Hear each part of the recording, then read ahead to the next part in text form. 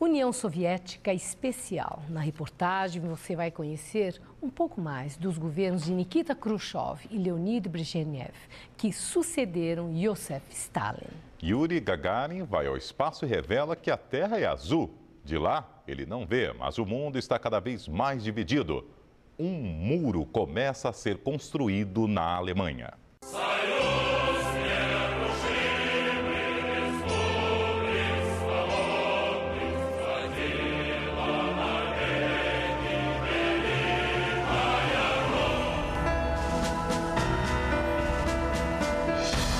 A sucessão de Joseph Stalin provocou disputas violentas dentro do Partido Comunista da União Soviética. Laurent Beria parecia ser o sucessor natural, mas acabou preso e executado. Nikita Khrushchev foi promovido e, em 1958, chegou ao mais alto cargo político da União Soviética. Ele fez grandes mudanças de rumo, permitiu que as indústrias, propriedades estatais produzissem mais bens de consumo para atender à demanda da população. A indústria pesada que produzia armamentos em larga escala passou a suprir as necessidades da ciência. Em 4 de outubro de 1957, os soviéticos surpreenderam o mundo ao inaugurar a era espacial. O Sputnik 1 escapou da gravidade da Terra graças ao potente foguete Proton e entrou para a história como o primeiro objeto criado pelo homem a entrar em órbita. O foguete Proton, que levava as missões soviéticas ao espaço, tinha sido desenvolvido originalmente para lançar ogivas nucleares. Um mês depois, a potência socialista, pela primeira vez na história, colocou um ser vivo em órbita, a cadelinha Kudryavka, da raça Laika. A União Soviética marcou mais um ponto ao levar o primeiro homem ao espaço, o cosmonauta Yuri Gagarin. Ao observar nosso planeta à distância, ele lançou uma frase para a história: "A Terra é azul." De volta, foi recebido como herói nacional. Nikita Khrushchev retribuiu a visita que havia sido feita pelo presidente americano Richard Nixon a Moscou. Pela primeira vez, um líder soviético pisava em solo americano. Ele havia feito 2 exigências: conhecer John Wayne e a Disneyland. Mas o parque temático recusou a entrada de Khrushchev. Ele era simplesmente o líder do maior adversário dos Estados Unidos numa guerra não declarada. A hostilidade com que foi recebido por muitos americanos pode ter influenciado a mudança da política com relação ao Ocidente. Na madrugada de 13 de agosto de 1961, a administração da Alemanha Oriental começou a construir o infame Muro de Berlim. Com a bênção de Khrushchev, se materializava a Cortina de Ferro, prenunciada por Winston Churchill. A tensão entre Estados Unidos e União Soviética, capitalismo versus socialismo, alcançou níveis altíssimos.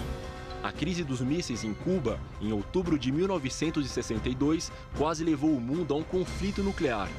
As mudanças promovidas por Nikita Khrushchev comprometeram para sempre a vida política dele. Criaram grandes problemas, se produziu a ruptura com a China, em 1962, ainda sob o mandato do Khrushchev, e, enfim, um conjunto de problemas vinculados com as reformas econômicas, a política internacional, que levaram a que Khrushchev caísse em desgraça e caiu em 1964, quando foi substituído pela Troika. Mas na prática o que aconteceu não foi isso. Rapidamente Brezhnev se apropriou dos poderes e os 20 anos sucessivos foram no poder de Brezhnev.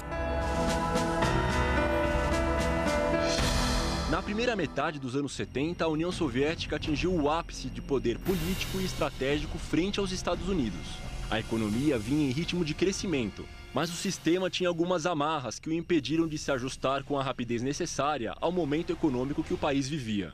A professora Lenina Pomeranz, da Universidade de São Paulo, explica como estavam interligadas as empresas e a sociedade. O que se sabe é que uma economia que tem um fluxo monetário restrito, só ao giro de bens de consumo e salários, o resto tudo feito na base de compensação entre empresas, e que a matéria-prima ou o produto final é direcionado de acordo com as diretrizes centrais. A professora conta que, para manter o sistema funcionando, foram feitos conchavos e acertos entre dirigentes das empresas e membros do governo.